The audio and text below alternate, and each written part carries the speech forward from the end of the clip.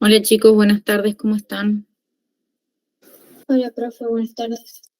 ¿Cómo andan? ¿Todo bien? Todo bien. Y se escucha mejor, yo los escucho bajito. Recuérdenme algo, la entrega del TP4 que estábamos completando, ¿ese era para cuándo? El 23. El 23, ok. Yo ahí les habilité en autogestión, fíjense porfa que esté todo bien, que puedan entregarlo todos, porque vi que ya anda bien y hace por lo menos ya varios días que estamos estables en el uso de la UV y van a ver que les restringí ya el uso en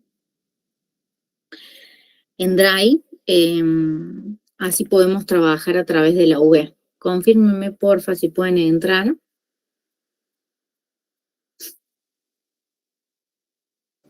Sí, profe, en la OE ya se puede y ahora se puede entregar el TP4 igual que no se podía. Bien, excelente. Sí, no se podía porque quería aprovechar que estemos todos juntos y lo acabo de habilitar eh, para que podamos y que podamos todos y no algunos sí y otros no, bien.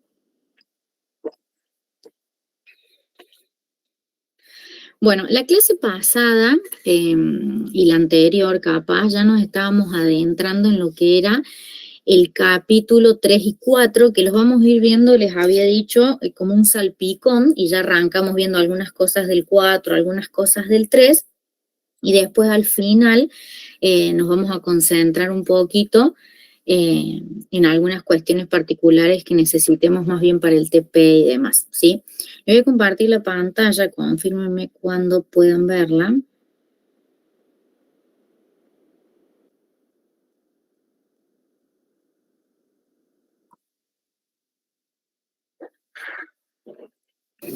Ahí se ve, profe.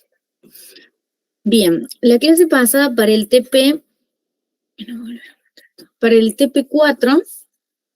que lo que no habíamos visto, algo como esto.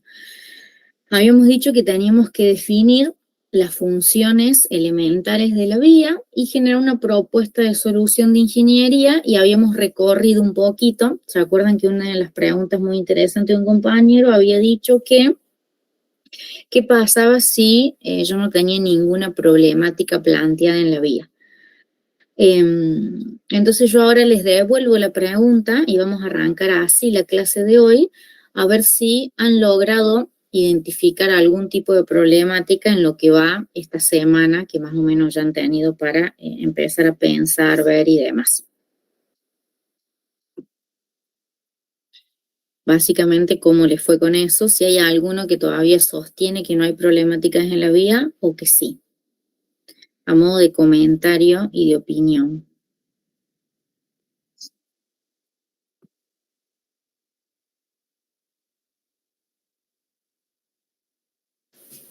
Estoy Nosotros, profe, Sí. no. Nosotros estábamos analizando, bueno, entramos a nuestro tramo de análisis. Al principio, bueno, parecía que no tenía ningún problema, pero cuando nos pusimos a leer el manual ese de diseño urbano, veíamos que la función del alumbrado público, por ejemplo, era garantizar que la visibilidad sea buena en toda la calzada. Y lo que nosotros teníamos era que, bueno, en este tramo tiene mucha arboleda, es justo en esa cuadra donde la copa de los árboles pega en los edificios y cubre como hasta la mitad de la calzada. Y bueno, como es de los dos lados, está todo cubierto, tanto la calzada como la vereda, por sombra, que eso es re bueno. El inconveniente era que el alumbrado público no podía cumplir su función, porque la copa de los árboles tapaba lo que era, bueno, la luz. Entonces, no, más que nada, en la vereda era muy oscura, si no había ninguna luz perteneciente a un edificio o algo, no, es muy oscuro el tramo, justamente por eso. Esa fue una de los inconvenientes que vimos nosotros, que si bien hay alumbrado público, no se cumple como con la función para la cual fue pensado. Hay una carencia de visibilidad, capaz que la puedan encuadrar en la parte de servicios. Bien, ¿alguien más? Sí, ahí lo pusimos nosotros en servicio. Bien, genial, Marianela. ¿Alguien más?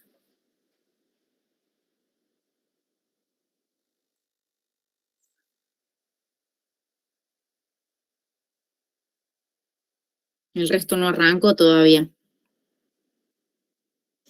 Profe, ¿puede que estén relacionadas dos problemáticas entre sí, digamos? Sí, pueden ser, como por ejemplo. Y parte de los servicios, por ejemplo, en nuestra calle, el tema de recolección de residuos no es tan frecuente o no se hace correctamente, entonces eso influye después en lo que es la hidrología. Al acumularse mucha agua y mucho mugre, y las bolsas de residuos que están rotas o por una mala o una deficiente recolección, después hace que se inunde más fácil esa calle. Y los días de mucha agua se ve toda la basura, digamos, muchas hojas y flotando ahí en la calle. Entonces, ahí, ¿cuál sería la función principal que vos decís que no está cumpliendo? Hay una principal y otra que va de la mano con lo que me estás contando, por lo que yo veo. Entiendo que lo principal, todavía no lo trabajamos bien, no lo largamos con el TP, No pero importa, entiendo que pero lo principal es el servicio. Con un deficiente servicio, la consecuencia es que se afecta la hidrológica. Hidráulica. Hidráulica, perdón. No, está bien, está bien. ¿Están de acuerdo? ¿Algún compañero que esté de acuerdo o en desacuerdo?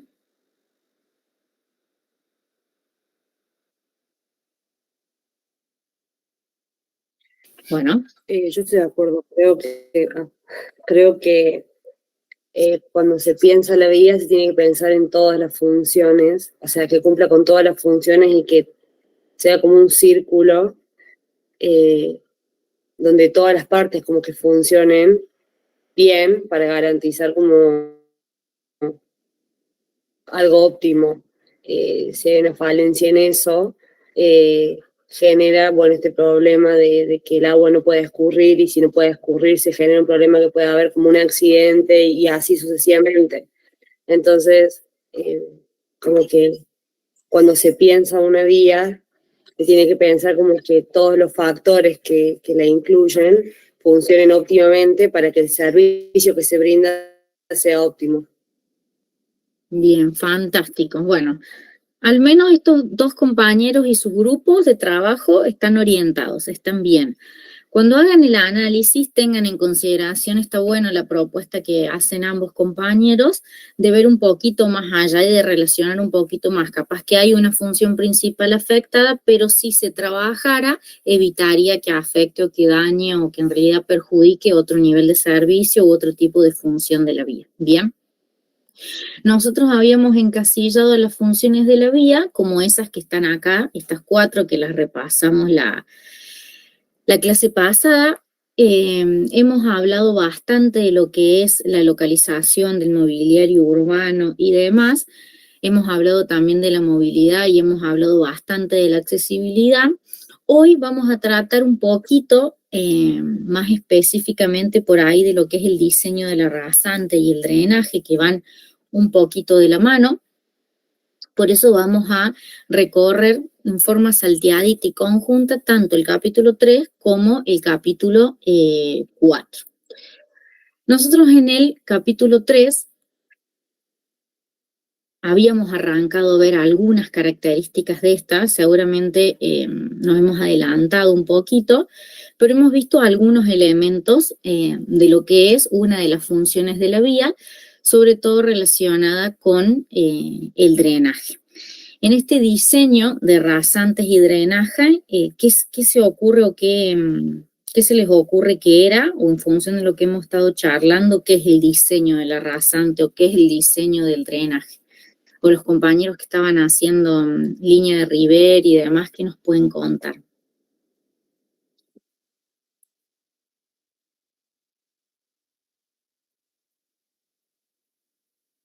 Equivóquense, no pasa nada.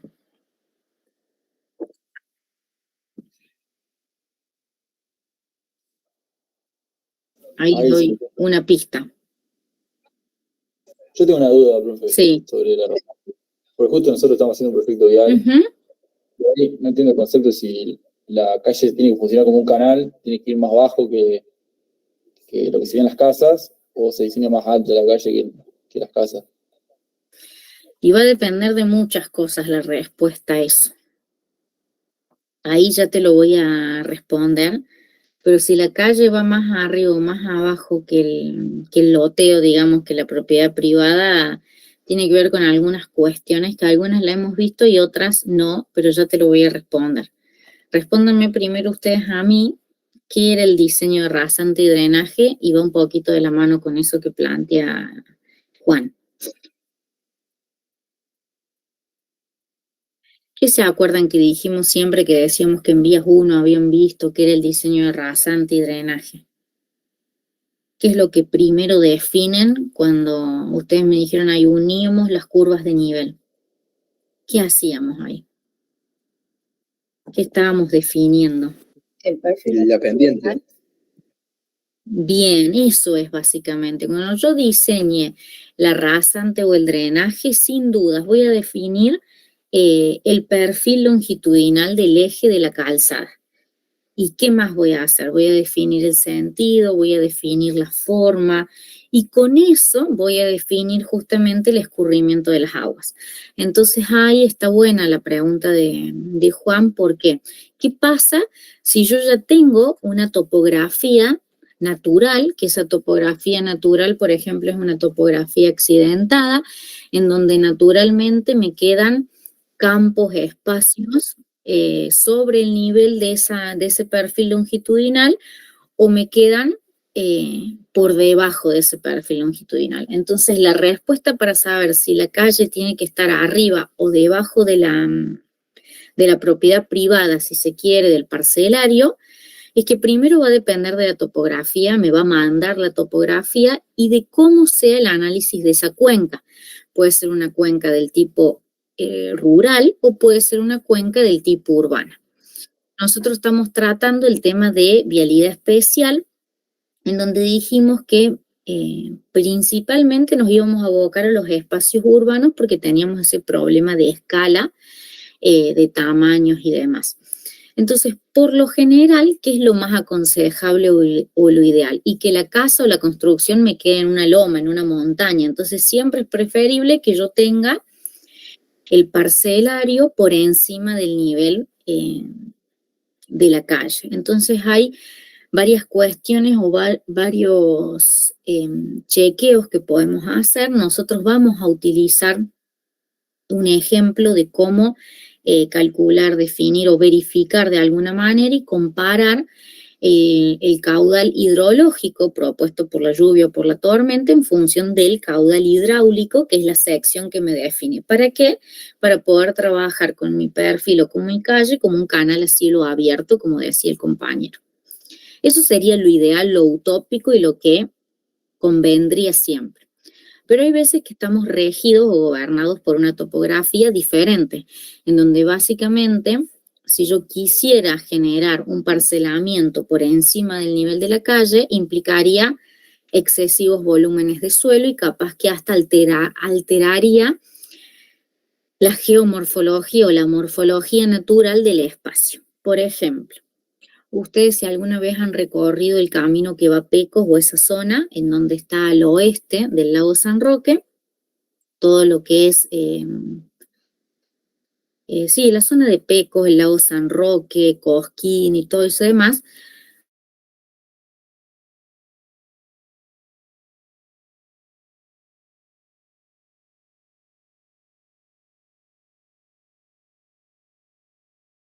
entran con una topografía bastante accidentada, en donde es imposible levantar el nivel de los terrenos particulares, de los parcelarios, por encima del nivel de la calle. Entonces se suelen hacer normativas específicas para esos lugares en donde se establece como principal regla de que la calle debería quedar, por un lado, libre de obstáculos. ¿Para qué? Para que no me genere un embalse. Y por el otro lado, los parcelarios o las medianeras no debieran estar materializadas con cercos perimetrales macizos, o por ejemplo, esos muros o esas veredas que le hacen perimetrales, no podrían haber muros, entonces el desagote se va haciendo de lote a lote. Después también el aporte de la vegetación aguas arriba para que me contenga un poco la caída de la lluvia, suelen ser estrategias en ese sentido. No sé si de esa manera respondí tu pregunta, Juan.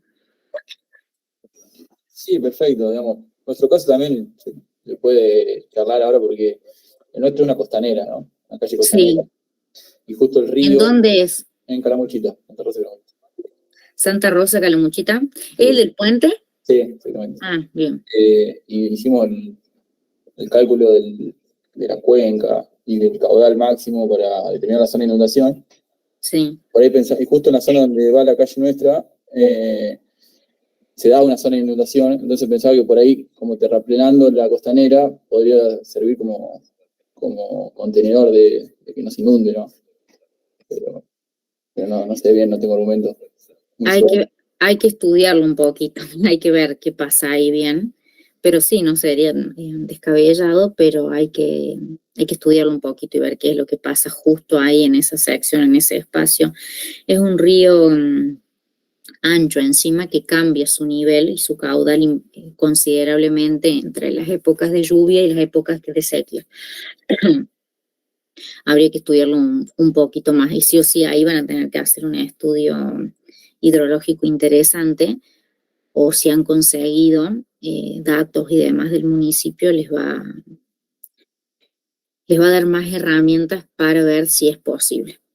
A priori no hay ninguna solución de ingeniería que no sea posible, el único límite por ahí es el económico, pero debidamente cuidado podría hacerse y ampliarse la propuesta que mencionas. Bien, perfecto. Bien, habíamos visto algunos de estos elementos, los vamos a tomar, no sé si se acuerdan de cuando los vimos, pero nosotros en su momento definimos en el diseño de la rasante y el drenaje, antes de todo esto, una serie de puntos fijos que determinaban ese perfil longitudinal o esa poligonal de apoyo.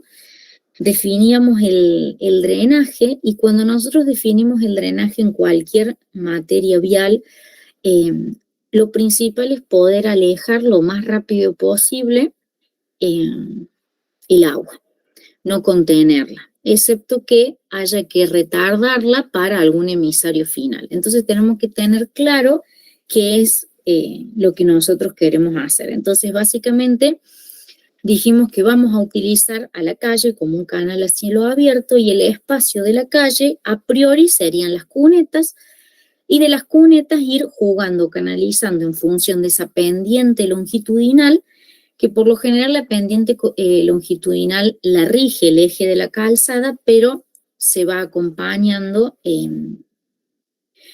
y combinando con las calles que están contenidas. Después también tenemos que va a ser un aporte el perfil transversal. Llegamos a ver con ustedes los tipos de secciones transversales. Recuérdenme eso.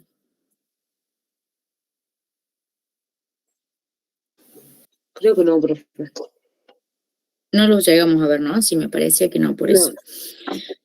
Los sentidos de escurrimiento, que eso sí los hemos visto, es decir, ir marcando en función del análisis de la cuenca para dónde podríamos ir canalizando el agua, en donde nosotros vamos a aprovechar la pendiente natural del terreno, y ahí con un sentido de flechas o escurrimientos iremos canalizando desde aguas arriba, aguas abajo, sin colapsar una única vía. Es decir, podemos elegir 1, 2, 3 bulevares principales que sean como colectores, y las calles perpendiculares a esos colectores le van aportando.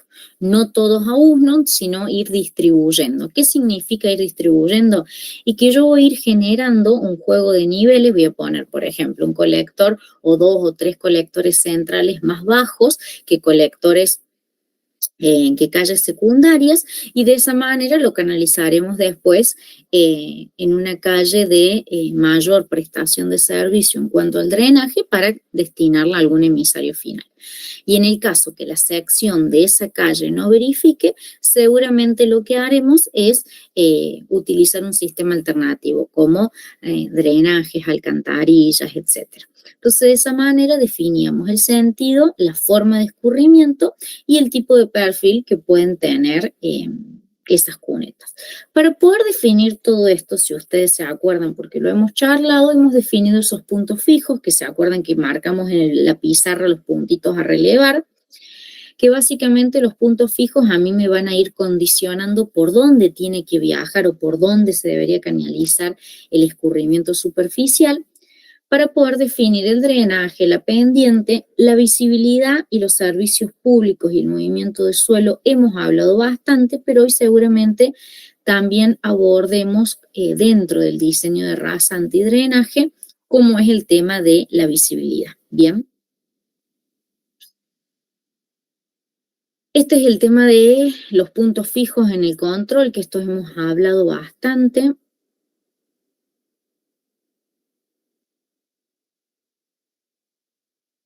Acá hay algunos objetivos que yo le nombré recién del cuanto al drenaje, que hay que obviamente asegurar el libre escurrimiento por la cal, en este caso las cunetas. En el caso que no alcance las cunetas ni la calzada, se utiliza una red secundaria. No alterar las condiciones preexistentes. ¿Por qué? Porque esto habíamos hablado de no afectar aguas arriba o aguas abajo la infraestructura existente. ¿Se acuerdan que en clase estuvimos viendo algunos ejemplos de que había zonas que en nivel hidráulico funcionaban bastante bien, pero cuando se hizo, por ejemplo, un barrio nuevo o una intervención, generaba algún tipo de problema o inundación o retención o lo que sea? Y obviamente tener una mirada en el futuro para saber si puede llegar a generarse una ampliación del barrio, una nueva canalización, etc. Bien.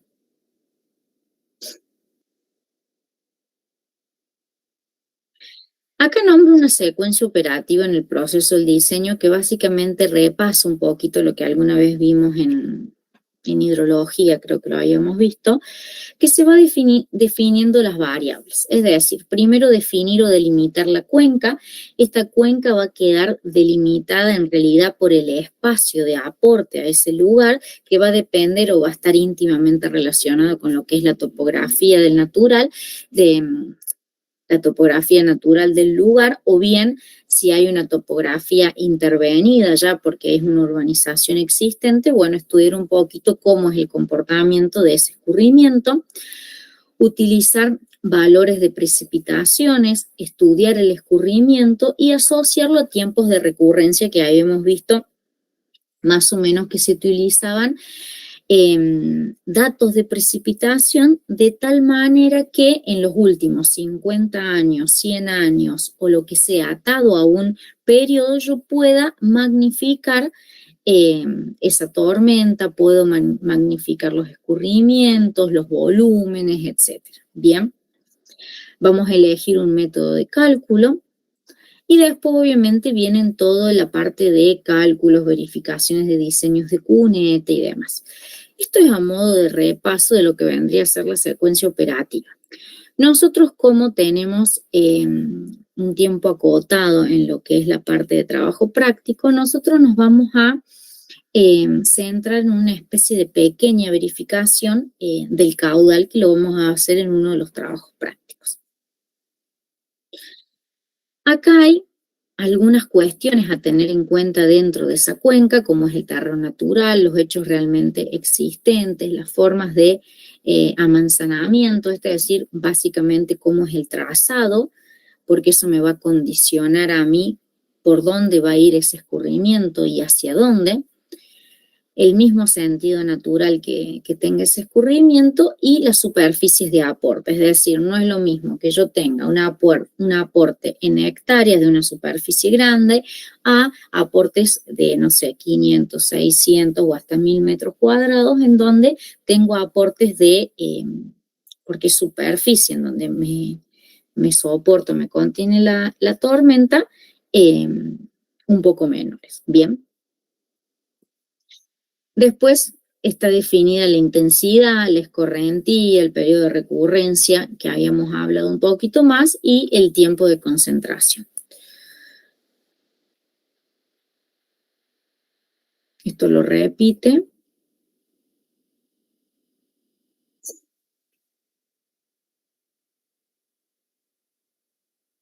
Bueno, acá hay algo muy importante en donde hace esa correlación que decíamos de las funciones de la vía, en donde por ahí, cuando una función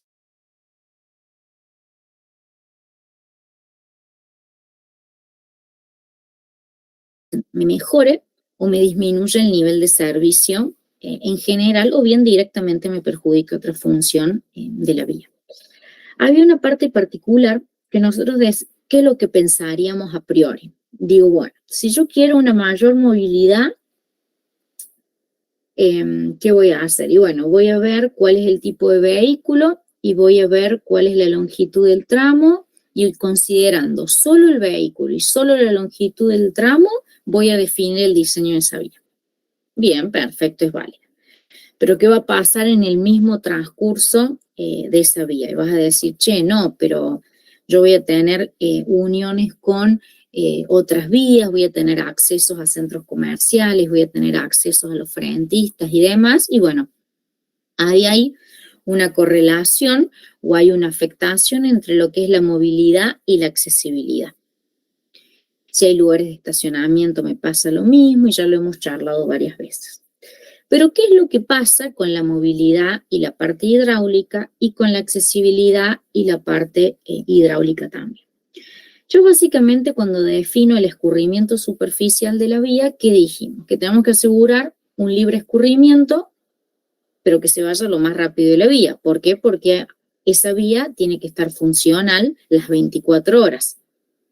Entonces, bueno, listo. Yo puedo generar una superficie en donde contenga agua, y en cuántos segundos se me tiene que evacuar esa agua. Bueno, me lo va a definir el perfil transversal, pero tengo que definir un perfil transversal de tal manera que el auto o que el vehículo quede inclinado un determinado grado. ¿Por qué? Porque si no me generaría una incomodidad al usuario. Va a depender de la topografía. ¿Por qué? Porque si es una topografía muy accidentada y yo acompaño esa topografía accidentada, por ejemplo, una pendiente de 45 grados, el agua va a escurrir a tal velocidad que me puede arrastrar los vehículos. Va a depender también del tipo del suelo. Por ejemplo, no es lo mismo una vía totalmente materializada que una vía, por ejemplo, de un material natural que me genera una pequeña infiltración. No va a ser lo mismo si genera barro, si no genera barro. Y obviamente eso me va a condicionar la velocidad de la vía que yo quiero asegurar. Por ejemplo, acá sí creo que ya les he dado el ejemplo de Avenida Circunvalación con respecto a las calles internas. Avenida Circunvalación, ¿ustedes ven espacios en donde se acumula el agua?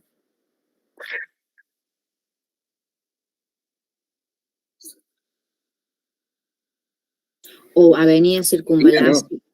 ¿Ah? O sea, sobre la vía no. Sí, en las cunetas no, obvio. Bien. ¿Alguien tiene una opinión parecida o similar?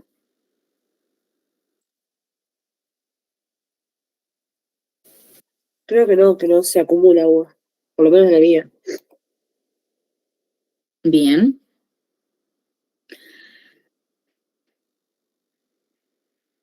Entonces, esa función de la vía, para que se cumpla al 100%, a mí me tiene que generar un nivel de servicio, o me tiene que asegurar una pendiente longitudinal y transversal combinadas. Obviamente que me va a importar más la longitudinal, pero en vías que impliquen gran nivel de servicio, como una avenida Circunvalación, una avenida principal, el acceso a un pueblo, o etcétera, yo tengo que lograr asegurar que ese escurrimiento, que la lluvia que cae en esa tormenta me escurra lo más rápido posible. Hay pequeñas deformaciones que se hacen, sobre todo el puente que está a la altura del Estadio Kempes, que se acumula un poquito de agua a la calzada, pero creo que es más por una deformación, una falta de mantenimiento, que por otra cosa. Pero esa vía se ha diseñado para que el agua escurra en cuestión de segundos de la vía, es decir, por más que haya una lluvia torrencial de 100 milímetros en media hora o en una hora, la idea es que permita el uso. Y en función de eso se van a ir definiendo diferentes niveles de inundabilidad en donde a nosotros nos van a permitir definir cómo es el nivel de escurrimiento de la vía. Bien. ¿Dónde están los niveles de escurrimiento?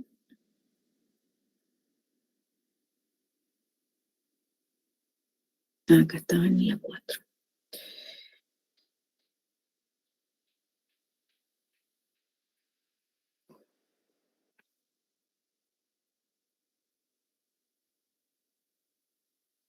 Bien, acá está.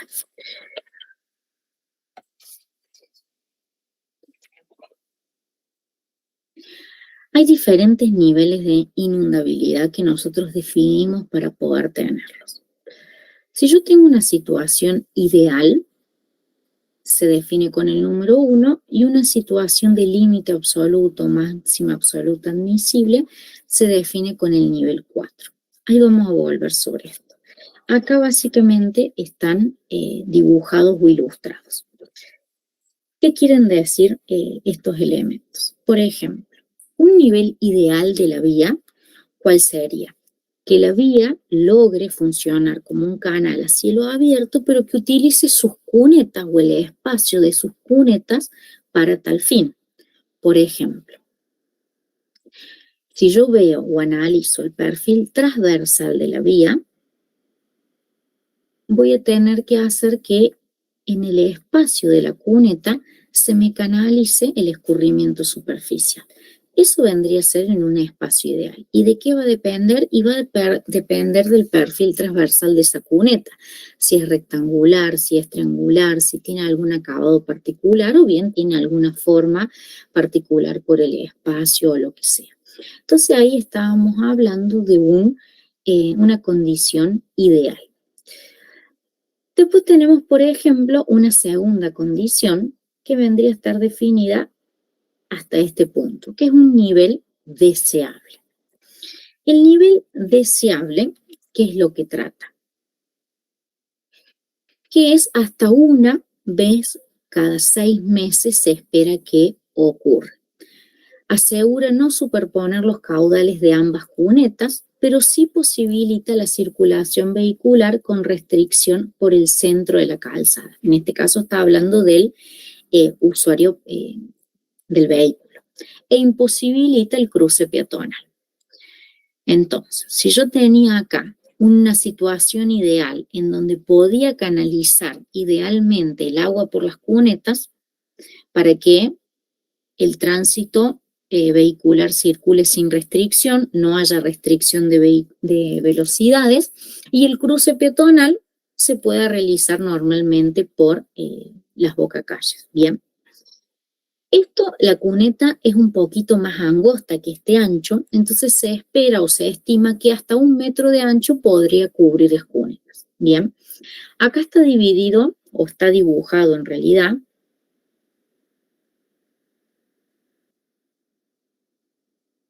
sería hasta acá el nivel ideal que llaman. Y después sería un poquitito más, el nivel deseable. Bien. Entonces, ¿cuál es la diferencia entre uno y otro? Que yo de esta manera podría circular y utilizar prácticamente toda la calzada. ¿Por qué? Porque lograría utilizar a las cunetas para el fin que fueron diseñadas, que sería para canalizar ese espacio. Pero ¿qué pasa en muchas calles o en muchas avenidas? Que esos niveles no se cumplen. Entonces, recurrimos a otros sistemas de drenaje, o bien, por ejemplo, con la pregunta que hacía el compañero, a mí el nivel de la cuneta o el nivel de la calle me va a definir dónde debería estar mi cota de umbral, mi cota de piso terminado, si por ejemplo me quiero diseñar un complejo de departamentos, mi casa, la casa de algún cliente, algún centro comercial o lo que fuese. Bien. Después tenemos el tercer nivel. El tercer nivel se le llama cota cordón nivel extremo, que se espera que ocurra 1 o 2 veces por año. Esto obviamente estamos definiendo calles típicas en donde por ahí una avenida circunvalación, avenidas principales y demás aumentan la rigurosidad o el nivel de servicio que quieren brindar o servir. Acá directamente alcanza el nivel de coronamiento del cordón, es decir, la parte de arriba o la cresta, y hay una restricción vehicular y de cruce peatonal, ¿bien? No quiere decir que los vehículos no circulen, sino que hay una restricción. Y obviamente ahí va a haber una mayor o menor restricción en función del tipo de vehículo y la altura que tenga del rodado.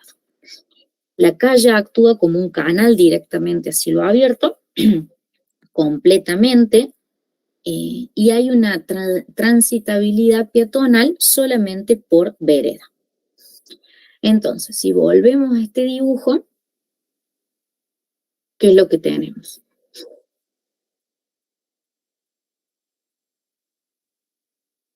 Tenemos que superamos el nivel ideal, superamos el nivel deseado y ahora tocamos el coronamiento o la cresta del cordón. ¿Bien? Entonces, ¿qué es lo que pasa? Los peatones no se verían afectados. ¿Por qué? Porque las veredas suelen estar en un perfil típico, un poquito por encima de lo que es el nivel de calzada, pero sí hay una restricción en la parte de el vehículo. ¿Por qué? Porque llenamos el canal este. Es decir, lo pusimos de cordón a cordón o lo pusimos a tope. ¿Qué es lo que pasa en muchas calles de nuestra ciudad y de otras ciudades? En donde indudablemente esto no va a ser permanente, sino que va a ser mientras dure la tormenta y en algunas horas siguientes hasta que logre canalizarse debidamente las aguas. Y obviamente después llegamos a una condición única, no deseable pero última, en donde está el límite absoluto, que esto se define como una máxima absoluta admisible que se espera que ocurra una vez cada 5 años. ¿Bien? ¿Se entiende? Frénenme por cualquier cosa. Sí, profe, se entiende. ¿Van bien? Bueno, esto no llegaron a verlo en ninguna materia, ¿no? Creo que no. O por lo menos no que lo recuerdo fresco ahora. Ok. No hay una función de movilidad vehicular, es decir, directamente no hay movilidad, excepto que sea en canoa, ni peatonal. Es decir, que solamente todo el ancho completo de calzada y de veredas está para la conducción de las aguas, que es el caso que tenemos acá, en donde básicamente llegó al máximo nivel, a este límite absoluto que está definido acá, en donde todo el nivel de la calle, acuérdense que la calle iba desde línea municipal hasta línea municipal y quedaba definida, queda totalmente inundado todo este espacio. Bien. Entonces, ¿qué es lo que dice el diseño vial o lo que es lo que nosotros tendríamos que saber? Tenemos que saber, por un lado, cómo es la condición natural de ese lugar en donde nosotros vayamos a hacer el estudio, la intervención, modificación, etcétera, que nosotros ya hemos visto miles de veces. Es decir, tenemos que conocer la condición hidrológica. ¿Cuánto llueve? ¿Cuál es el caudal caído máximo que voy a utilizar para mi diseño, mi verificación o estudio vial? Eso es lo uno. Lo dos, tengo que saber si es una obra ya existente, qué sección de esa calle voy a tener. Es decir, Bueno, voy a ir a hacer un relevamiento, voy a saber que, por ejemplo, tiene todo ese perfil transversal y voy a hacer un dibujito, un esquema técnico tal cual como el que ven en la pantalla, obviamente en función de la forma o morfología que tenga la intervención que yo esté estudiando. Y si es un proyecto, bueno, ahí tengo una ventaja, porque si es un proyecto yo puedo modificar esa sección. Y en pos de poder ir modificando la sección, yo le puedo dar un mayor nivel de servicio a esa vía, jugando con los límites 1, 2, 3, 4 en función del caudal hidráulico. Antes teníamos el caudal hidrológico, ahora tenemos un caudal hidráulico, es decir, un caudal que se me define, un caudal de escurrimiento, un volumen de agua caído en tiempo, que va a depender netamente de esa sección, es decir, de esa área en función del tiempo. Es decir, que en un determinado tiempo que yo voy a definir o que más o menos quiero estudiar o generar en mi diseño, escurra o pase por ahí esa sección de fluido. Y la tercera variable va a ser definir cuál va a ser mi cota de umbral mínima. Y no menos importante, el compañero recién dijo, che, ¿y de dónde tienen que estar las casas? ¿Más arriba o más abajo? ¿O dónde tienen que estar los terrenos? ¿Más arriba o más abajo? Y acá aparece la maravilla de la cota de umbral. La cota de umbral no quiere decir que todas las edificaciones obligatoriamente se tengan que poner en la cota 446,80 sobre el nivel del mar, aunque podría. En Santa Fe sí se trabaja así, en muchas localidades se trabaja en lo referente a las cotas con respecto al nivel del mar. En la jerga habitual y en la calle, nosotros no trabajamos con eso, sino que trabajamos con valores o cotas un poquito más amigables, más 50, más 60, más 70. Entonces, hoy en Córdoba, con ciertas condiciones similares, ajustadas a lo que ustedes están viendo en pantalla, esa cota de umbral estaríamos manejando valores de más 50 a más 70 con respecto al fondo de cuneta. Bien, en donde nosotros, ¿qué tendríamos? Como fondo de cuneta, ese pequeño punto de ahí, y como cota de umbral, este punto de acá. Es decir, que si nosotros hiciéramos un proyecto aproximadamente, podríamos verificar esa diferencia en unos 50 u 80 centímetros.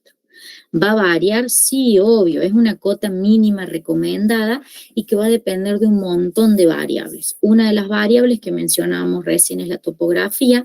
La segunda variable va a ser ese perfil transversal, porque no es lo mismo tener un perfil transversal todo ideal, como es el del dibujo, a un perfil, por ejemplo, transversal inclinado, en donde yo tenga, por ejemplo, todas las locaciones de la zona norte más alta que las locaciones de la zona sur. Y bueno, ahí se tendrán que redefinir en función de ciertas consideraciones propias del lugar, la zona y demás. Bien.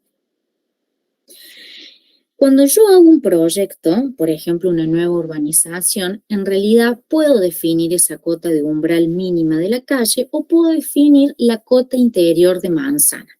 Que la cota interior de manzana va a ir un poquito de la mano de cuando yo haga el estudio de las cuencas. O decir, che, toda esta manzana me quedó en un hueco, vamos a tener que proyectarla a más 50, más 1 metro, más el valor que dé. Bien. Muchas veces cuando se hacen ciertos loteos o ciertas aperturas de calle, se va abriendo la calle y la máquina cuando pasa deja suelo de la misma excavación a los costados.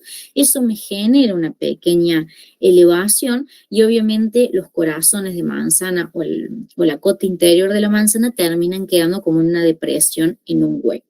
Bien, hay muchos barrios, por ejemplo, Tejas 4, parte de Docta cuando se arrancó y demás, que esas cotas de interior de manzana quedaron por debajo de los niveles de la calle, entonces hubo dos normativas diferentes en función de las directivas de cada barrio. Por ejemplo, en Docta se hizo todo un sistema de drenaje y a su vez se levantaron los niveles de cota interior de manzana. Y en Tejas 4 creo, si mal no recuerdo, que directamente a los propietarios de las parcelas se les exigía ciertos niveles o cotas de umbrales mínimas para evitar que ingrese el agua dentro de las viviendas. ¿Bien? Y aún así, a pesar de esto, puede haber condiciones externas. Por ejemplo, un muro contiguo que haya un hueco y haya una canalización que venga de otro barrio. Puede haber justo una depresión, una cercanía a un río, una cercanía a algún curso de agua, etcétera, que toda esta condición ideal o estos niveles de inundabilidad teóricos y deseables de alguna manera para usar en el proyecto puedan variar un poquito, ¿bien? Ahí, por ejemplo, habla de que hay una pendiente mínima transversal para calzada y una pendiente mínima transversal para la vereda. ¿Se acuerdan cuánto era la pendiente longitudinal mínima como para que escurra el agua?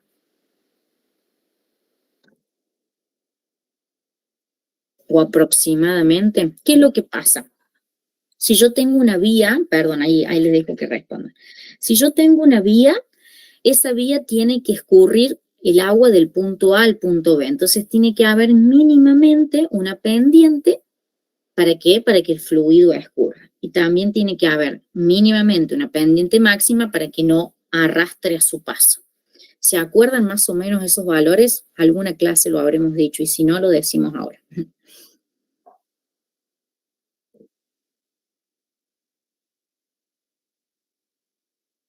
1, 2, 50, 30. Longitudinal era 1%, ¿no? Bien, bien, por ahí, Habría mínimo. variando la calzada, la banquina. Totalmente, pero así mínimo del 1, 1,5, 2% longitudinal y máxima, bueno, hay lugares en donde hacen ciertas estrategias de drenaje y aún así tienen pendientes considerables, pero el limitante va a estar en el caudal escurrido que no arrastre todo su paso. Bueno, y en los perfiles transversales pasa lo mismo, pero tenemos del 2% y del 1% en vereda. ¿Bien?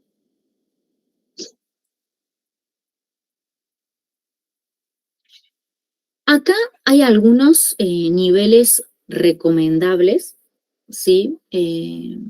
En el caso del uso del suelo, si es residencial, comercial, industrial, institucional. Esto es una mirada o es una forma de recomendar cuáles serían este nivel de inundabilidad deseable, pero yo les pregunto a ustedes, ¿cuáles creen ustedes que sería un nivel deseable para diseño? O cuáles, si ustedes tuvieran que diseñar una obra desde cero, ¿cuál utilizarían de estos 4 niveles? ¿O cuáles le exigirían al proyectista que ustedes contraten o al que sea que les hiciera el proyecto?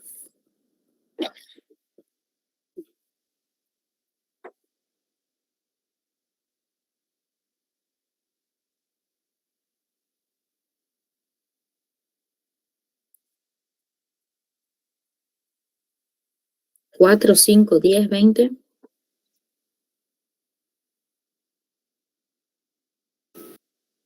Un nivel, no sé, deseable. Un nivel deseable, dice la compañera. Bien, otra alternativa.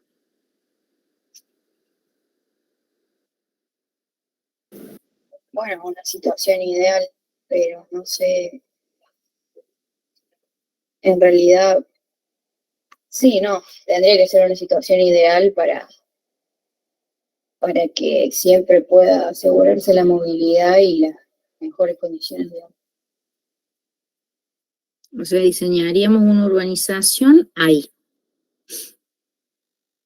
¿Alguno opina diferente?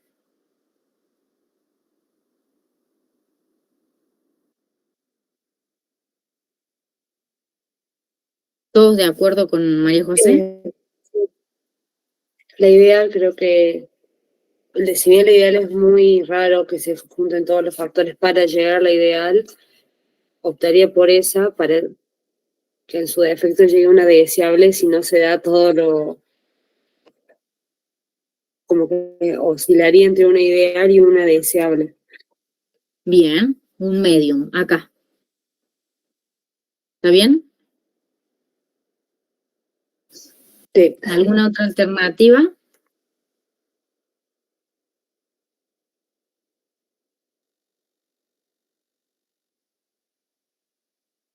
¿Están todos de acuerdo con sus compañeras?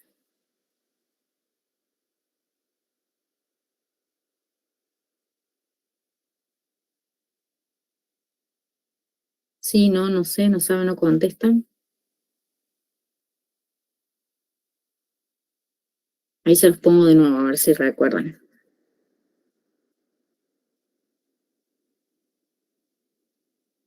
Y yo creo que variaría dependiendo del lugar también. No puede ser. Bien, ¿por qué? A ver, desarrolla la idea. No, por lo mismo que había hablado antes, por ahí en una costanera, en una zona de río, se puede exigir lo mismo que en una zona de una loma. Bien. ¿Alguien más?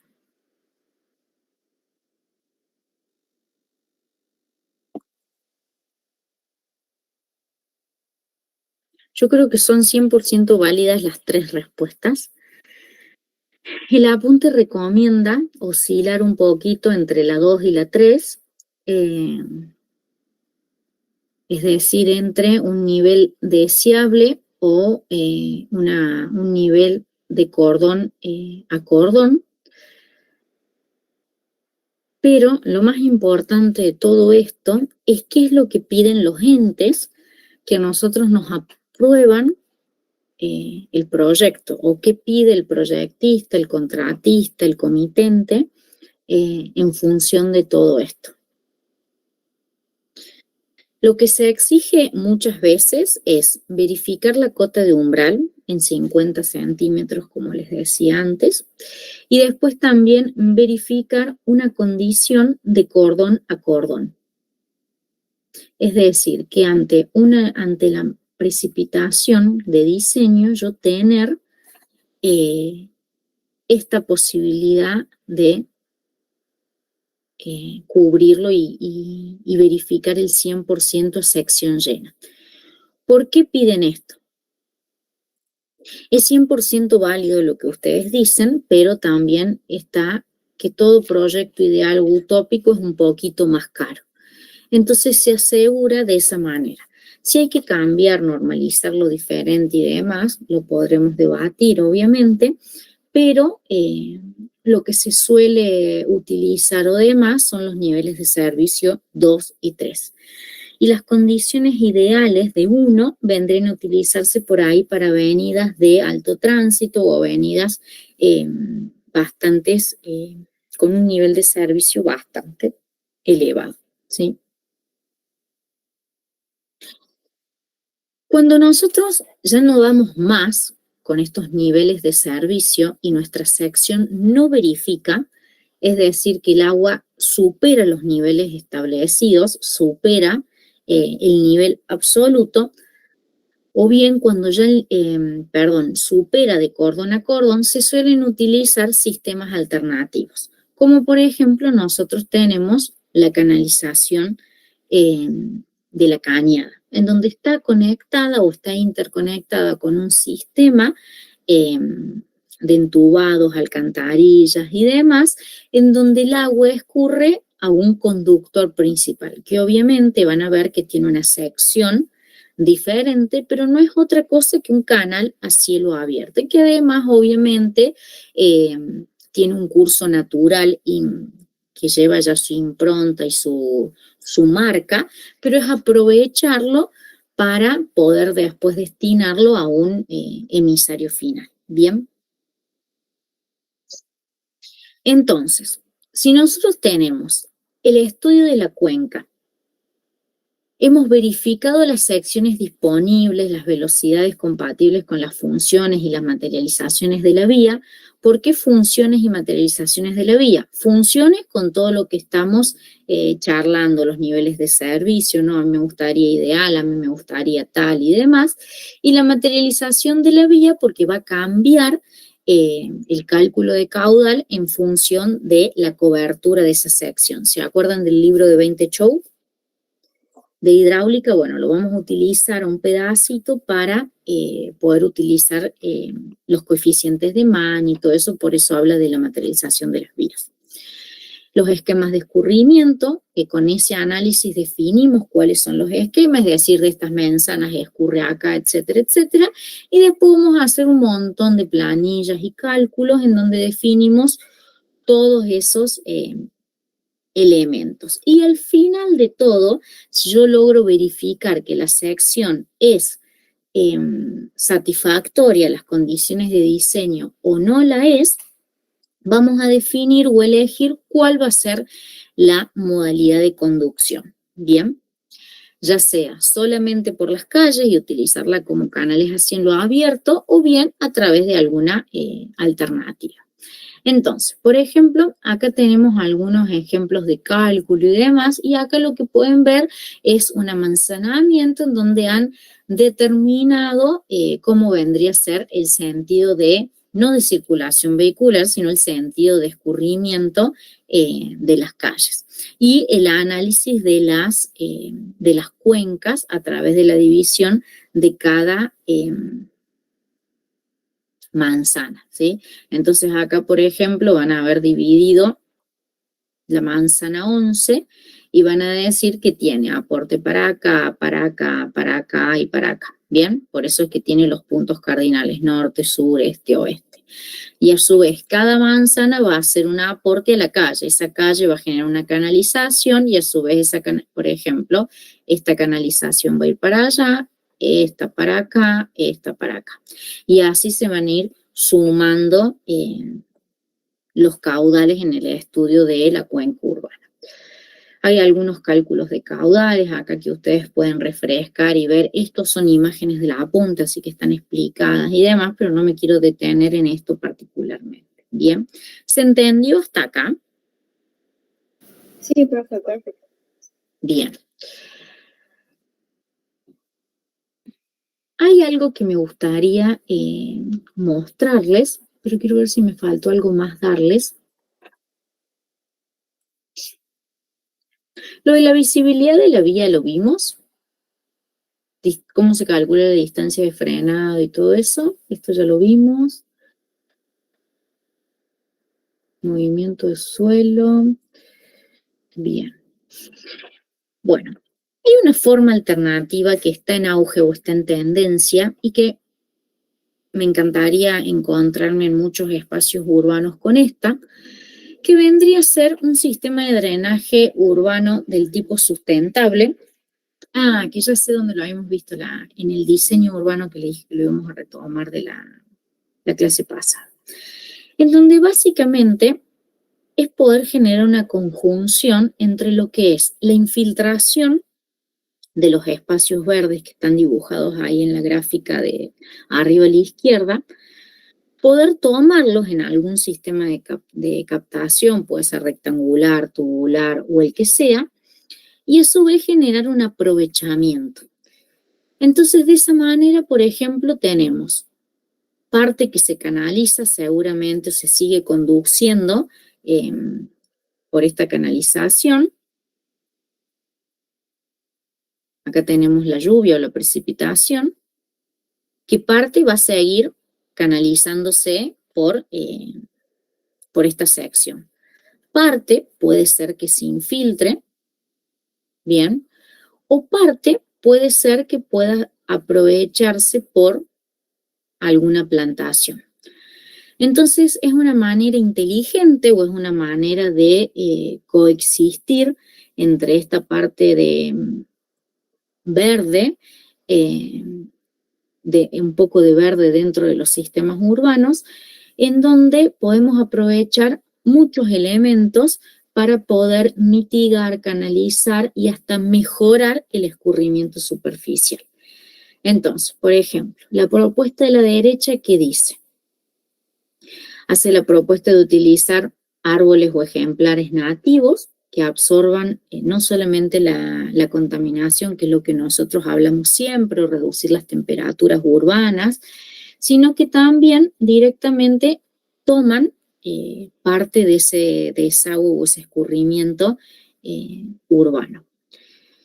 Este lo plantea con tubos perforados, con filtros. Después también permite la vegetación local, potenciando fauna local. Ahí hace como un aporte un poco más verde. El 4 dice que hay áreas de inundación temporal con vegetación local adaptable. El 5 plantea las escorrentías de las aguas pluviales, es decir, que el sistema de drenaje local o el sistema de drenaje aguas arriba de este lugar vaya directamente para este sector. Por ejemplo, los parques o ciertas plazas que todavía conserven los espacios verdes vendrían a ser puntos de concentración de estas escorrentías, en donde se podría combinar un sistema de la izquierda como el de la derecha para poder administrar todo lo que es los caudales urbanos en materia de escorrentía. Y obviamente ciertos materiales del drenaje que tienen que tener cierta mantención o técnicas constructivas de tal manera que no se tapen, o lo que decía un compañero hoy, que no se llene de hoja, no se llene de basura ni demás, para que realmente funcionen y en vez de ser un depósito de basura o una acumulación de olores, insectos, ratas o lo que sea un lugar aprovechable y que le brinde un nivel de servicio más elevado a ese espacio de la urbanización. Entonces, una linda propuesta que está bueno tomar en consideración. Y eso no lo abrí, me olvidé, en el capítulo del manual de drenaje, eso estaba por acá, ¿será este? No. Este. En este, es cierto que no se me había cargado la otra vez. Creo que estaba como en el 120.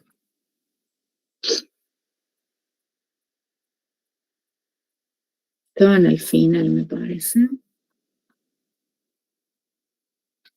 Bebederos. Las farolas. No, esta parte no era. Acá creo que era. Estoy buscando la propuesta de amanzanamientos verdes. No, estaba al inicio. A ver, 110, me parece que era.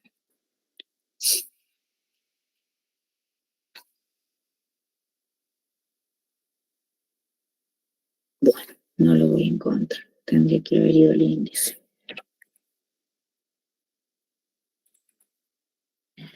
Vamos a ver si lo encuentro acá.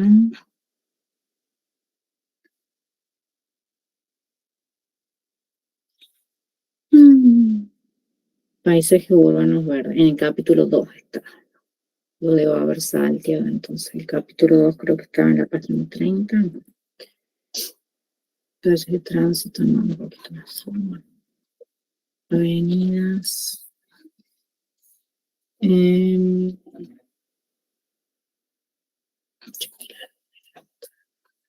Boca calles. Acá está. Entonces la propuesta de este lugar, que habíamos visto algunos, ¿dónde estaba el sistema de drenaje? Está todo arbolado.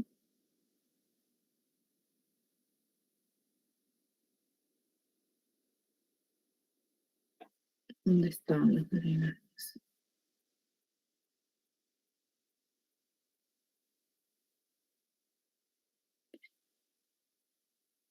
Acá está.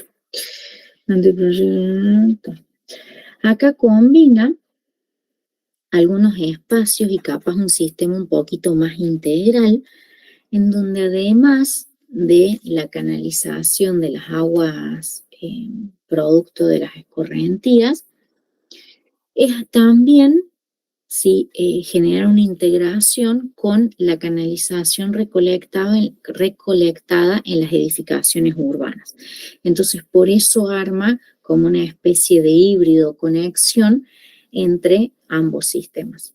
Es algo que no es de uso, no es de uso habitual, pero que nos permite a nosotros poder lograr una canalización y que el agua llegue indudablemente a destino, pero en menor caudal, con menor velocidad y con menor impacto de daño. Hoy las lluvias en las ciudades están generando daños materiales, están generando accidentes en la salud, en la vida humana, traen problemas de enfermedades, traen problemas de que se cobran vidas. ¿Qué pasó en Porto Alegre hace unos días? No sé si ven las noticias o están más o menos relacionados con eso.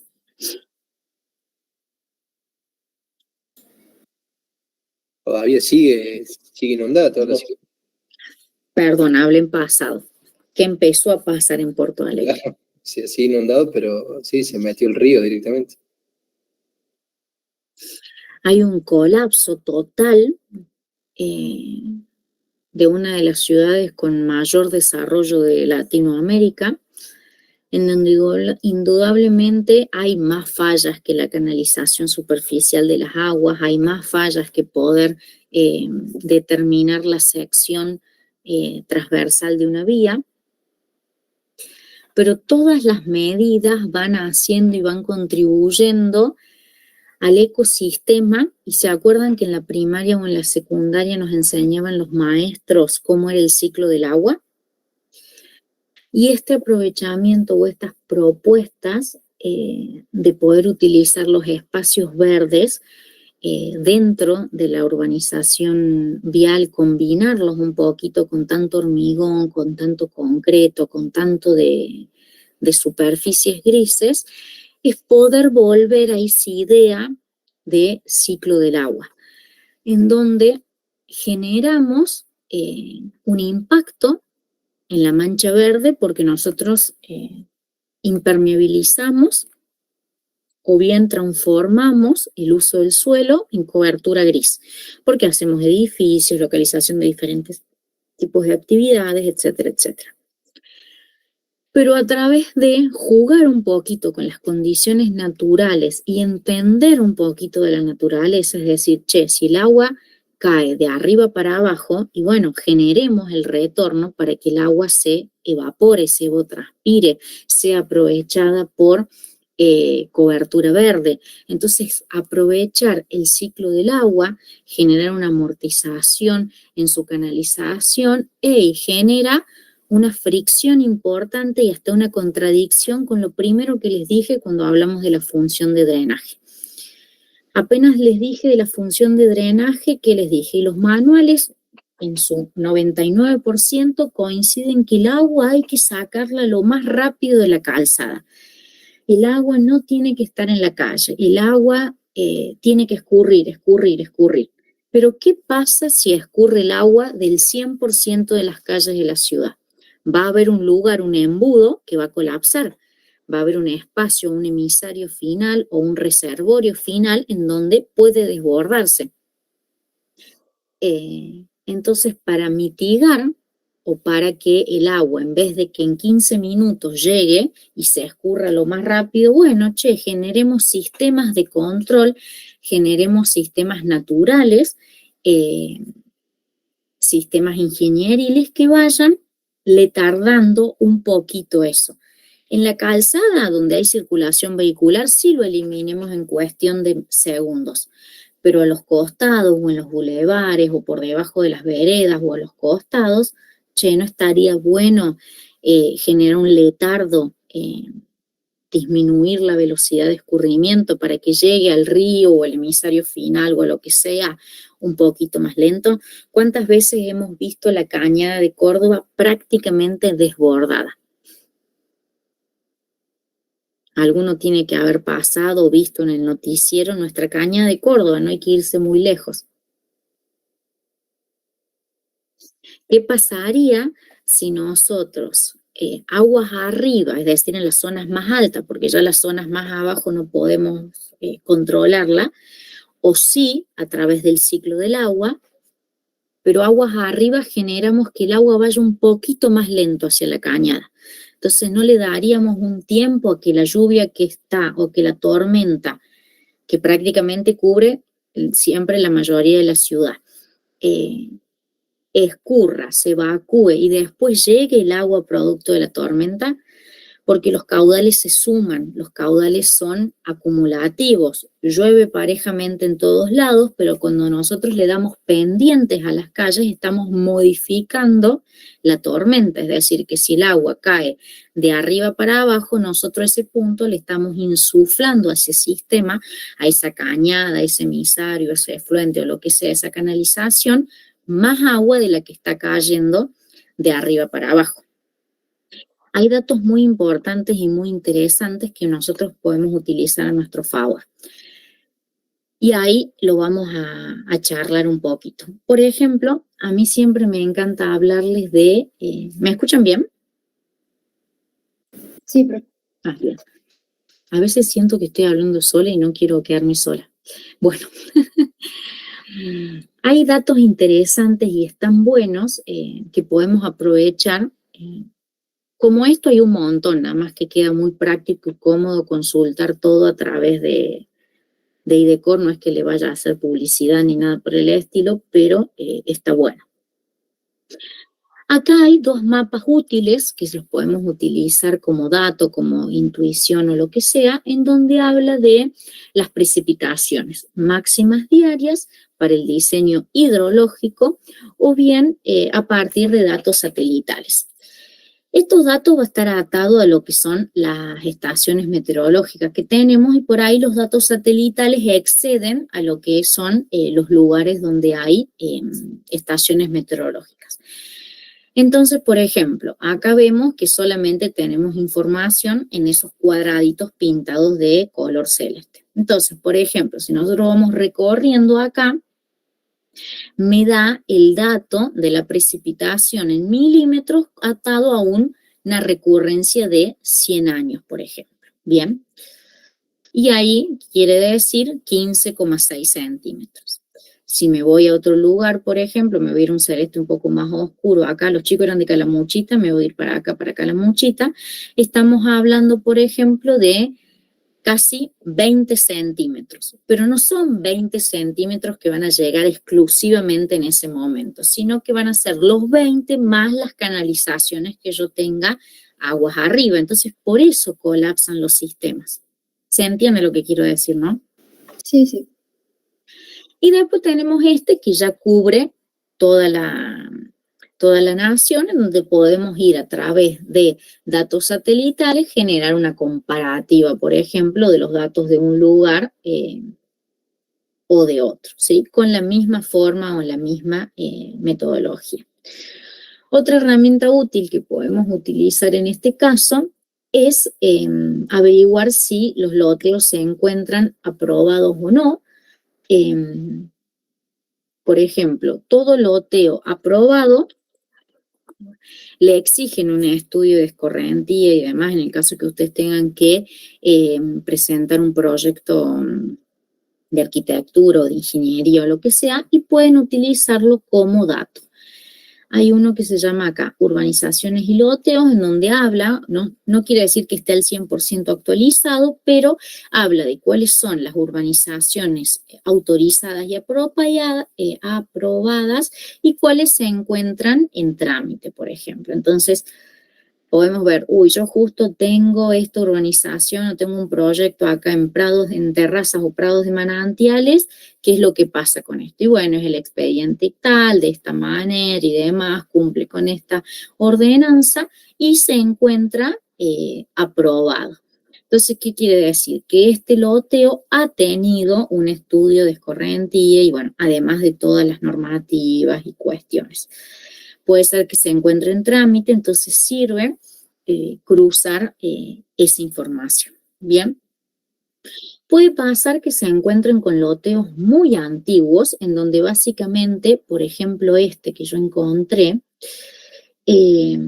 son loteos muy antiguos que fueron loteo alguna vez y seguramente estuvieron aprobados, pero no hay registro hoy. ¿Por qué? Porque las exigencias del catastro de hoy no son las mismas exigencias que el catastro de 1900 y monedas, ¿se entiende?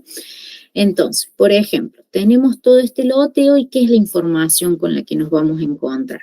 Y nos vamos a encontrar con planos como estos. Bien, no sé si se logra ver, le voy a hacer un poquito más de zoom. Eso es esta parte de acá, por ejemplo. Bien. ¿Se lee algo? ¿Está tan gris? Sí, está un poco gris, pero sí se ve. Bueno, voy a ir haciendo zoom. Entonces, por ejemplo, estas manzanitas o este parcelamiento, ¿qué se ha hecho? Se ha planteado los anchos oficiales, por ejemplo, de 20 metros el ancho de la calle, las manzanas se definieron de 70 por 130, se definieron las superficies de cada uno de los parcelarios y se fueron definiendo un montón de elementos catastrales. Y acá hay una intención de un espacio verde en esta urbanización en donde se podría intuir que la canalización de las aguas y demás podría ir en este espacio. Ahí tendrían que tirar perfiles como para poder ir intuyendo para dónde fueron. Pero indudablemente, loteos como esto es altamente probable de que no tengan estudios de escorrentía ni demás. Entonces, si a ustedes les toca, por ejemplo, generar aperturas de calle o materializar este tipo de loteos, que está aprobado, porque indudablemente está aprobado, puede pasar que con los años tenga problemas de inundabilidad y hay muchos barrios conocidos o hay muchos loteos conocidos que se han ejecutado hoy entre el 2000 y el 2024, pero que se han ejecutado conforme a planos viejos. Esos planos viejos hace que no se les haya exigido cierta documentación. Y miren acá, si yo me alejo, está rodeado de ríos, ¿bien? Hay una estrategia que está buena utilizar, uy, se me puso en otra pantalla, que es esta. Ah, no tengo la topografía, creo que era por acá, pensé que la tenía hecha. Acá, que es exagerar elevación, creo que máximo es 3. Sí, aplica. Que me es útil o a veces me puede llegar a ser útil, pero en lugares que son chatos como esto, hey, no se me ve nada. Pero sí me puede servir para espacios, tendría que poner relieve, a ver ahí. Me parece que yo lo estoy usando. Ahí está, ahora sí, se me ve chato. ¿Ven? Yo no sé si llegan a notar algo. Sí, se nota. En la marquita amarilla es donde estaba el loteo. ¿Qué es lo que me puede ayudar esto a intuir o más o menos? Che, bueno, acá el estudio de los escurrimientos, ¿cómo lo voy a hacer? De las zonas más altas a las zonas más bajas y poder generar todo un sistema de análisis para generar el estudio de esa región. Después canalizarlo seguramente, acá hay un río, no sé si puedo marcar carretera así. Bueno, irme descargando diferentes elementos, no sé, como las cotas, las capas de los ríos, las capas de los escurrimientos y demás, de tal manera para generar una construcción. Y para generar una especie de intuición de qué es lo que puede llegar a estar pasando en ese lugar. Eso a modo general y a modo amplio, pero después particularmente voy a tener que ir chequeando esas secciones. Nosotros en el tiempo acotado que tenemos no nos vamos a poder hacer todo un estudio hidráulico, hidrológico de todo el sector. Entonces, ¿qué es lo que vamos a hacer? Vamos a verificar una sección, dato, en función de un dato hidrológico que tengamos y un dato hidráulico. Bien.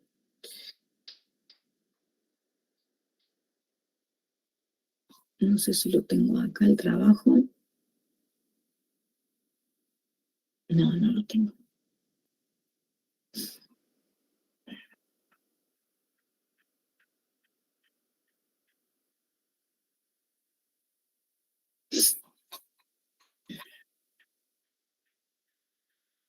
Estamos en el 4, el 5 es el que toca, drenaje de la vía. Bien. Entonces el siguiente trabajo práctico va a consistir en eso. Describir el sistema de drenaje de la vía bajo estudio que ustedes van a utilizar, utilizando respaldo fotográfico y gráfico. Pueden jugar un poquito con lo que ustedes ya vienen analizando y estudiando.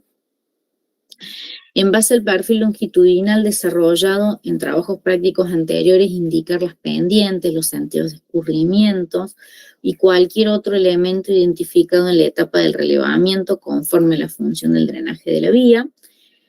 En base al perfil transversal de la vía ya desarrollado en etapas previas, indicar los distintos niveles de inundabilidad y su geometría. Y esto es lo más importante, que vamos a verificar la capacidad de escurrimiento de la sección disponible de la vía.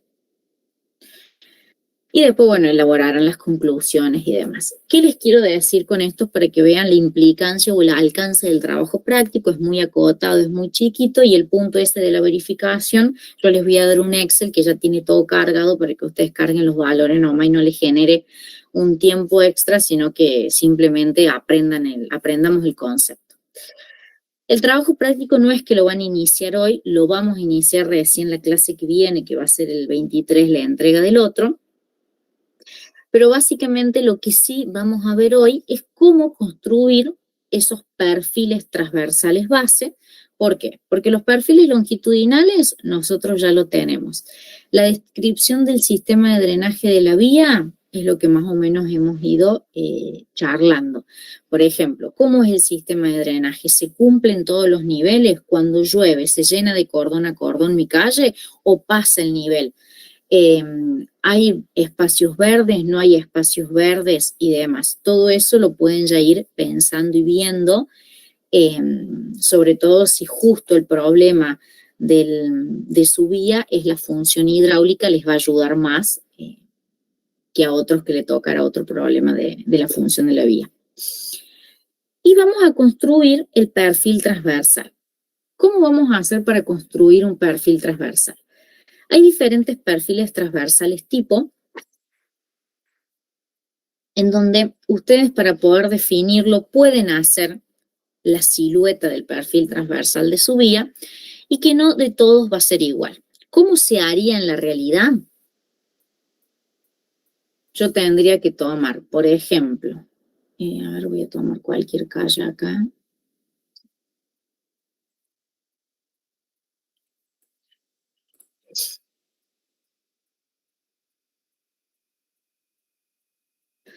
Y tendría que tomar diferentes puntos característicos en ese espacio o en ese perfil transversal.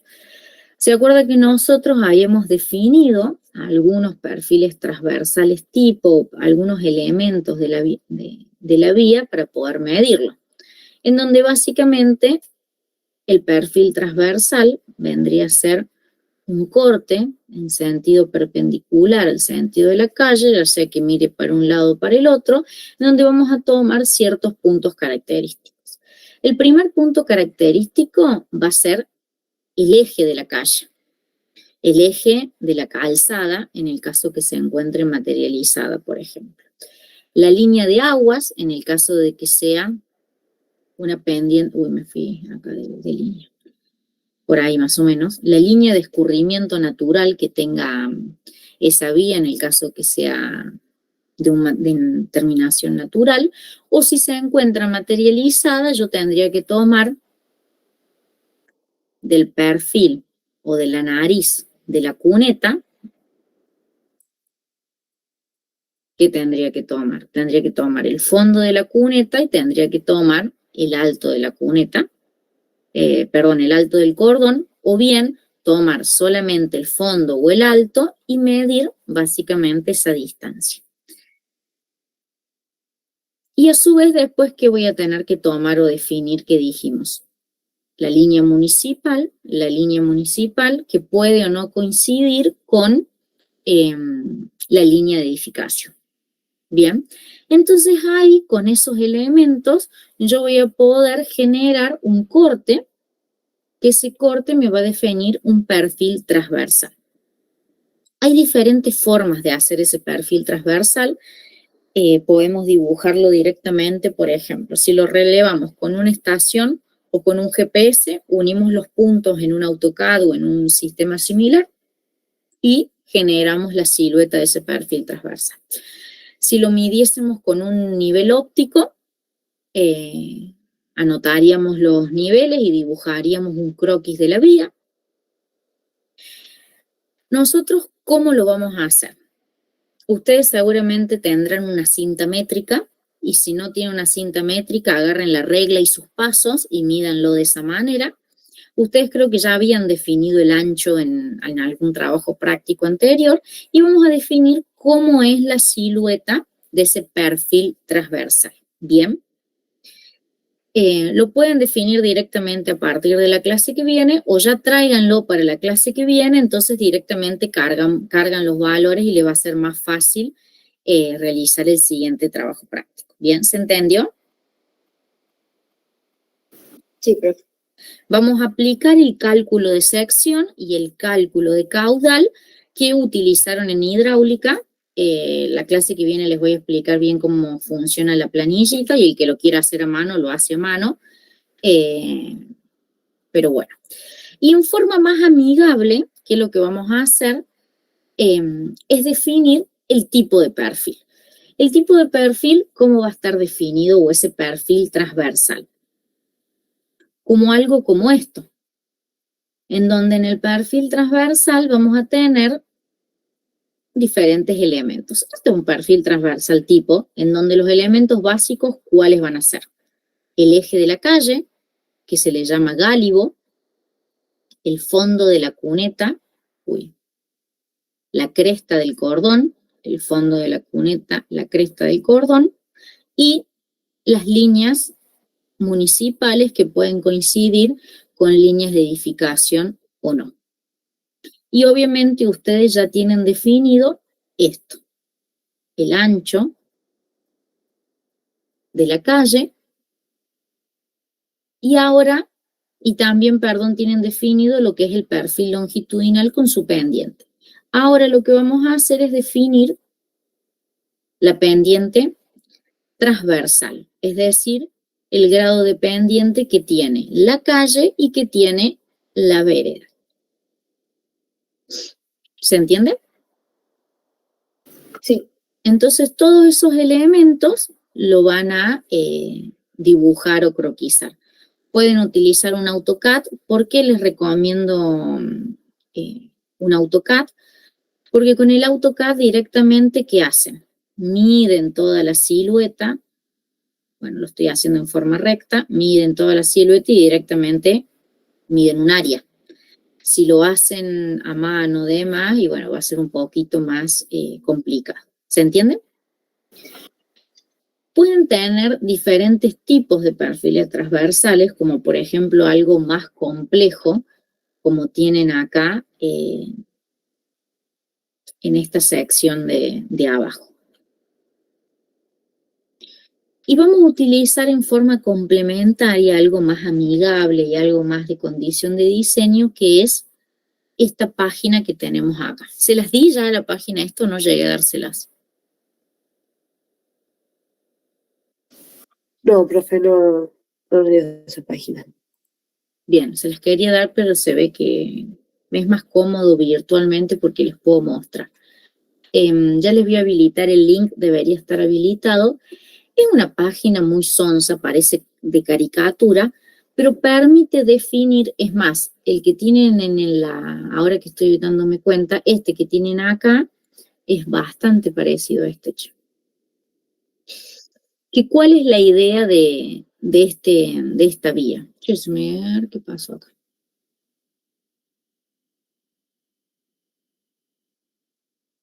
A ver, actualizar. Voy a actualizar que se me quedó blanco. Ahí está.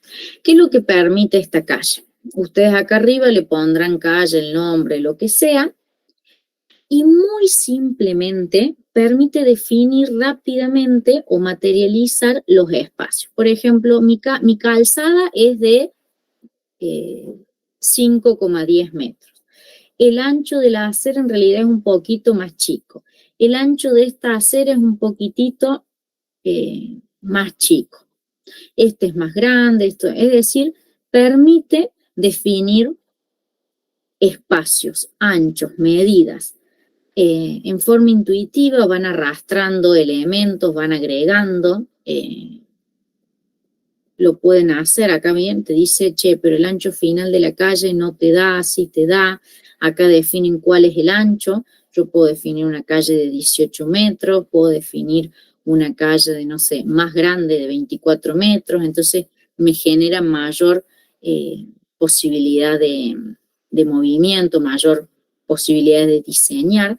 Acá me está marcando los espacios vacíos. Bueno, acá voy a generar, no sé, una bicisenda al lado de este espacio, y hay anchos que ustedes irán viéndolo si se cumple o no se cumple. Obviamente acá es un diseño complejo si se quiere, pero pueden ir definiéndolo más o menos en función de lo que ustedes vayan teniendo. Bien, es muy amigable, es muy intuitivo, en cuestión de un ratito lo van a poder hacer, para que lo sumen, digamos, a este perfil transversal. Entonces, rápidamente yo puedo saber o puedo ver en una representativa qué es lo que tengo. Seguramente hay páginas web un poco más amigable y más piola, pero esta es gratis, es de libre acceso y es fácil de utilizar. Bien. Sí, porfa, para la clase que viene, ténganse leído el capítulo de drenaje, o sea que con esto completamos los capítulos 3 y 4 hoy, para que podamos hacer, para que ya podamos hacer el siguiente trabajo práctico y completamos toda esta primera parte del análisis de la vía. Bien, la clase que viene directamente ya lo que vamos a hacer es largar este trabajo práctico de drenaje, este que yo les comenté acá, no, el problemática de la vía no, drenaje de la vía, el trabajo práctico número 5, pero les doy de consejo que vayan adelantando ya los perfiles transversales. Yo les voy a dar un dato de caudal y con eso vamos a trabajar un poquito más, ¿sí? Utilizando todas estas herramientas. Yo estos links voy a fijarme si están bien puestos en el trabajo práctico y si no ya se los voy a sumar y se los voy a habilitar. ¿Bien? Bueno, profe. Bueno. La clase que viene la vamos a hacer, ¿qué fecha es la clase que viene? 23. La clase que viene también la vamos a hacer virtual porque necesito mostrarle el cálculo en el Excel, así lo podemos hacer. Y hoy ya no llego con el tiempo, pero me gustaría comentarles el tema del examen.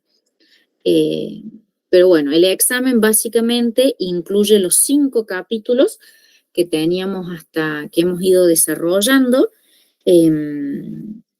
El último capítulo son los complementos del diseño y de esa manera vamos a hacer un pequeño test. Así que los veo el 23 a las 18:30 por este mismo link y es la entrega del trabajo práctico número 4 y la clase que viene ya largaríamos con el TP5 y no vamos a desarrollar una unidad completa, vamos a hacer algunas citaciones particulares como este ping-pong y capaz sí un repaso de algunos elementos importantes que hemos visto hasta ahora, para ya prepararnos para el siguiente tema que son bocacalles. ¿Bien? ¿Alguna duda? No, por lo menos mi parte. Bueno, chicos, ha sido un montón, 2 horas de hablar. Así que vamos a cortar por acá. Tienen tiempo para terminar el trabajo práctico